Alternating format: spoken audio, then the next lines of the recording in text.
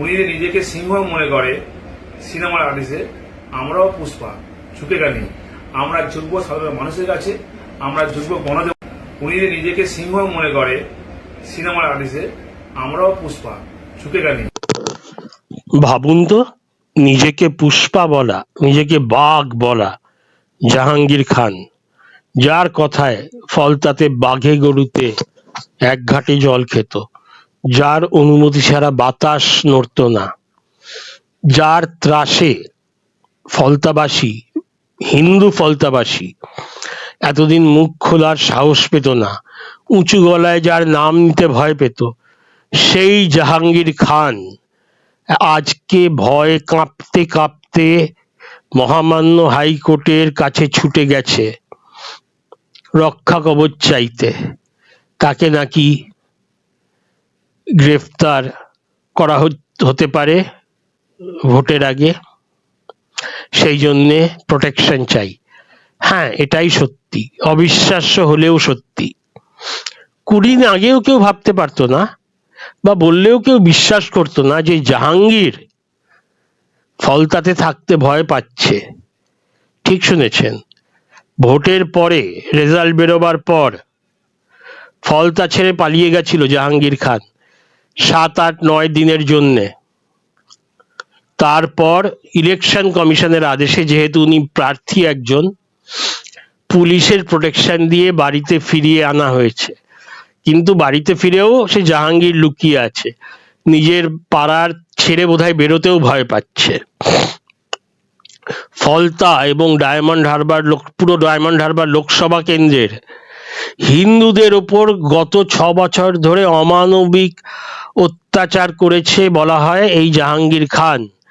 হাজার হাজার অভিযোগ আছে, হুমকি ধমকি, মানুষকে মেরে ফেলা, গায়েব করে দেওয়া, সন্ত্রাস করা, হেন কোনো অভিযোগ নেই তার বিরুদ্ধে নেই। এমনকি এই 2026-এর বিধানসভা ভোটের সময় যে এত কড়াকড়ি, না একটা বোম ফেটেছে, না একটিও মৃত্যু হয়েছে, এত ভালো নির্বাচন হয়েছে, এর মধ্যেও ব্যতিক্রম ফলতা। ফলতায় প্রার্থী নিজে জাহাঙ্গীর, এবং এমন ভোটে কারচুপি হয়েছে, সন্ত্রাস হয়েছে, যে নির্বাচন কমিশন শুধু রিপোলিং না, কয়েকটা বুথে পুরো ফলতাতে রিপোলিং বা পুনর্নির্বাচনের আদেশ দিয়েছেন। একদম চুপচাপ সন্ত্রাস হয়েছে, বাইরে থেকে কিছু দেখে বোঝা যাবে না। বাড়ি বাড়ি গিয়ে রাতে হুমকি দিয়ে আসা হয়েছে, যারা পোটেনশিয়াল বিজেপি ভোটার তাদের ভোট দিতে যেতে না বলা হয়েছে। বিভিন্ন বুথগুলোতে বিজেপির নামের পাশে টেপ লাগানো হয়েছে যাতে কেউ বিজেপিতে ভোট না দিতে পারে। আতর বা সুগন্ধি ছড়িয়ে দেওয়া হয়েছে তৃণমূলের নামের পাশে, যাতে তৃণমূলকে ভোট দিয়ে আসার পর তার হাতে গন্ধটা লেগে থাকে। আর যদি লেগে না থাকে, তার পরিণাম কি হবে সে তো সবাই জানে। এই সন্ত্রাস করতে করতেই এমন বেড়ে গেল, সেই হিন্দু মা বোনেরা আর থাকতে পারেনি। ভোটের পরের দিন, মানে 30 এপ্রিল, বিক্ষোভে ফেটে পড়ে, যেটা আগে কখনো দেখা যায়নি। সন্ত্রাস মাথায় নিয়ে, মরে যাওয়ার ঝুঁকি মাথায় নিয়েও আর থাকা যায়নি, এতটাই সন্ত্রাস করা হয়েছিল ফলতার হিন্দুদের ওপর। হ্যাঁ, হিন্দুদের ওপর। শুধু বিজেপির হিন্দু না, এমনকি যেই হিন্দুরা টিএমসি কে ভোট দেয়, ঝুঁকি নেয়নি, তাদেরও বাড়ি থেকে বেরোতে না বলে দেওয়া হয়েছিল। এগুলো টিভিতে বলেছেন তারা। এই ত্রাস, ভয়ানক ত্রাস, কিছু বোঝা যায় না। পাড়ায় পাড়ায়, বাড়ি বাড়ি জাহাঙ্গীরের হুকুম চলছে, হয় তৃণমূলে ভোট দাও, নয়তো পরিণাম ভয়ঙ্কর। ভাবুন তো, অভিষেক ব্যানার্জি, যার ডানহাত এই জাহাঙ্গীর খান, যে কিনা 2014 সালে প্রথমবার ডায়মন্ড হারবার লোকসভা কেন্দ্রে লড়ে বোধহয় 70 থেকে 80 হাজার ভোটে জিতেছিল, সে কি করে ঠিক 10 বছর পর 7 লাখের প্রায় 10 গুণ বেশি ভোটে জেতে? মানে এমন অবস্থা যে তৃণমূল ছাড়া প্রায় কোথাও ভোটই পড়েনি, এমনই ছিল সন্ত্রাস।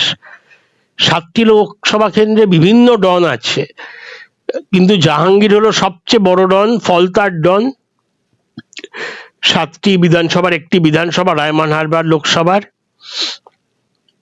আর এইবারে আমাদের ভাইপো অভিষেক বাবু কি তারা অর্ধেকও ভোট পাবেন, মানে 7-এর অর্ধেক 3.5, তার অর্ধেক 1,75,000, এই ভোটেও কি জিততে পারবে? এইবারের বিধানসভাগুলো যোগ করলে কিন্তু 1,75,000 হচ্ছে না। তাহলে দেখুন কিরকম ছাপ্পা, কিরকম সন্ত্রাস চলেছে এই ডায়মন্ড হারবার মডেল। জাহাঙ্গীর কিন্তু খুব চালাক, নিজে গিয়ে হুমকি দেয় না, নিজের হাতে কিছু করে না, খুব মিষ্টি মিষ্টি কথা বলে প্রেসের সামনে, সাংবাদিকদের সামনে, যে এমন যদি কাউকে দেখাতে পারেন যে বলে আমি কারোর সাথে দুর্ব্যবহার করেছি তাহলে মেনে নেব। যা করার ওর লোকজন, ওর দলবল, ওর ভাড়াটে গুন্ডারা করে। ভাবুন তো, আজ সেই জাহাঙ্গীর নিজে ভয়ে কাঁপছে। সময় সেম থাকে না, সময় সমান থাকে না, আর খুব তাড়াতাড়ি ঘুরে যায়। 4 মেতে যা অবস্থা ছিল, 5 মেতে পুরো ঘুরে গেল। 4 মেতে যে ফলতার বাদশাহ, ফলতার ডন, 5 মেতে সে নিজের বাড়ি ছেড়ে পালিয়ে গেছে। না, বিরোধী পার্টি বিজেপির ভয় না, পুলিশের ভয়ও না, জনগণের ভয়, জনরোষের ভয়। 4 তারিখে শোচনীয় পরাজয়ের পর 7 দিন বাড়ি ছাড়া, আর এখন উনি এতটাই ভীত, সন্ত্রস্ত যে একটা দিনও প্রচার করেননি। তার সমর্থকরা পুরোনো দিনের ভিডিও ফেসবুকে, ইউটিউবে আপলোড করে প্রচার করছে। সে এখন মানুষের সামনে যেতে ভয় পাচ্ছে। যেতে তো কেউ আটকায়নি, পুলিশ তো ওনাকে খুঁজছে না, কোনো এফআইআরও কিচ্ছু হয়নি। শুভেন্দু বাবু, আমাদের মাননীয় মুখ্যমন্ত্রী, বলেছেন ওর অত্যাচারের হিসাব উনি দেখবেন, কিন্তু সেটা আইনত ভাবে। ভোটে প্রচার করতে কোনো বাধা নেই, কিন্তু যেতে পারছে না, জনগণের ভয়। না বিজেপি ওকে মারবে, কড়া নির্দেশ আছে বিজেপি কর্মী সমর্থক নেতাদের ওপর, কোনো হামলা ভায়োলেন্স যেন না হয়। পুলিশও কোনো অ্যাকশন নেয়নি এখনো অবধি।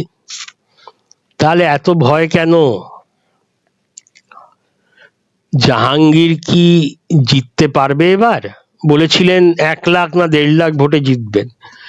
যদি জামানতটাও থাকে তাহলেও অনেক। এই হলো ভাগ্যের পরিহাস। আদালত কি বলে আজকে 4 ঘন্টা পরে জানা যাবে। জানাবেন আপনাদের মতামত। অনেক অনেক ধন্যবাদ। জয় হিন্দ, জয় শ্রীরাম।